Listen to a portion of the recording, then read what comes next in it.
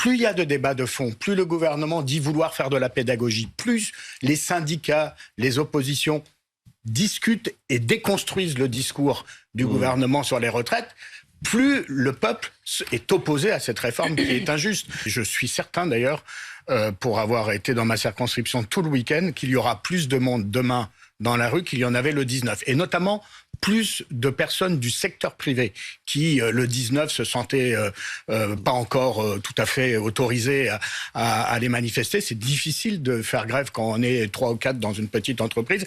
Et j'ai vu des gens hier dans ma circonscription dire cette fois-ci, on ira. Et même parfois des petits patrons de l'artisanat et du monde des TPE qui sont aussi concernés. Donc il y a un mouvement massif.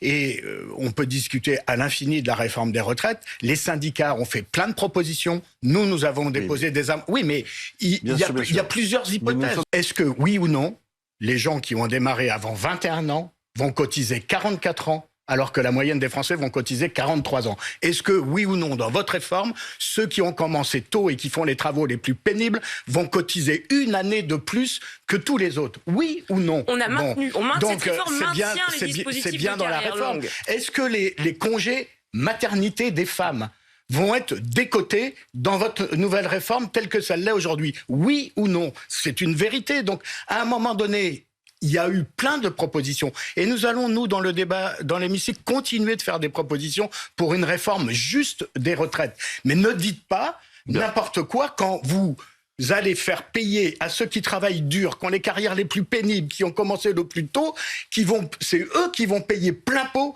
votre réforme. C'est pour ça qu'elle est injuste, cette réforme.